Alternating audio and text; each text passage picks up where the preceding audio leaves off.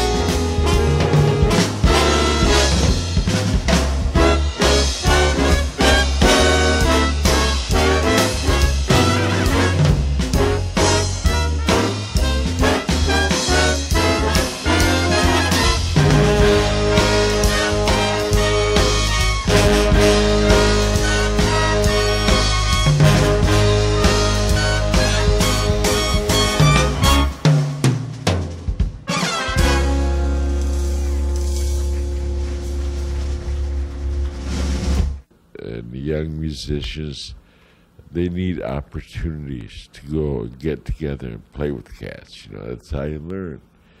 And it's the same thing with what's happening here today. We've heard musicians of all calibers and styles, and they come together. This is not something they do every week, but they'll come together and play, and they inspire each other, and they'll be looking forward to doing it again. You know, once you get a taste, you want more.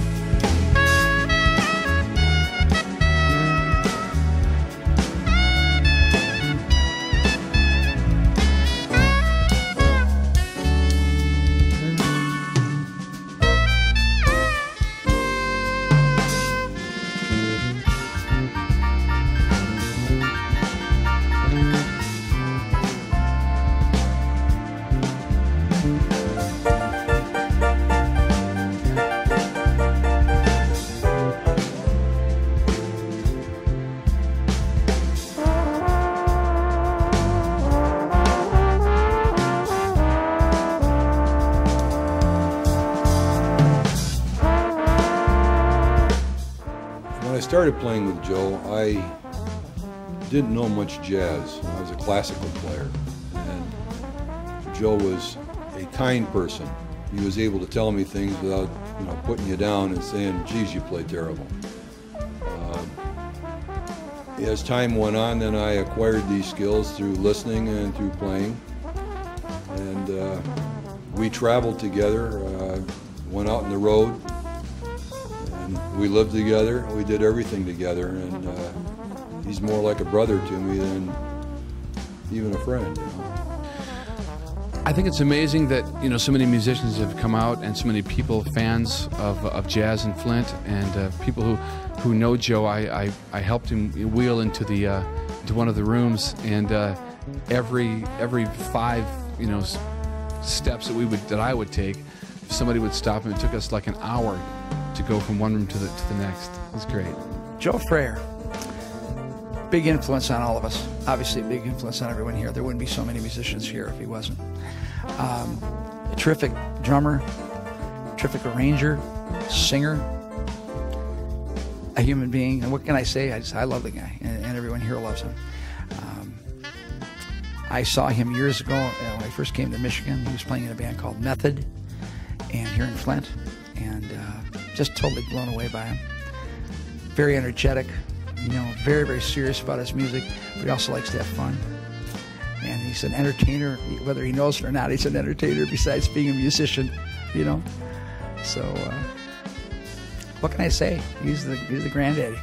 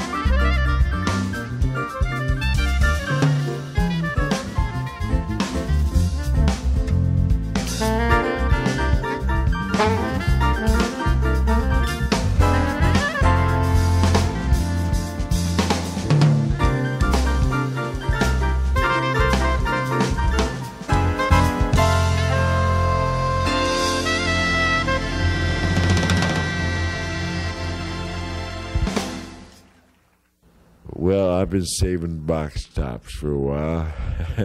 I'm going to open up my own school where we can teach young cats to play and have them in a setting where they can play the music and experience it live and find out about presenting it and get a chance to listen to and study with and hang out with cats that really play, that will excite them and turn them on so they want to do it more.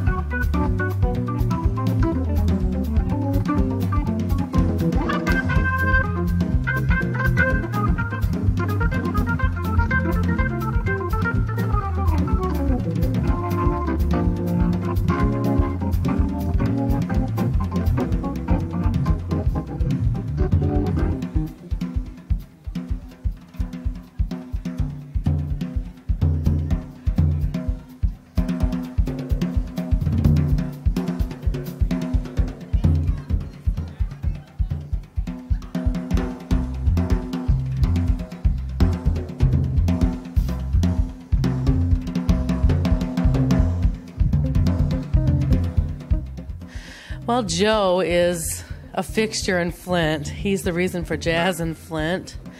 And I first met Joe way back in the 80s at Flugel's. He was doing a gig there with Connie Kay, who's a pianist and vocalist from the area. And they were probably some of my first influences in jazz.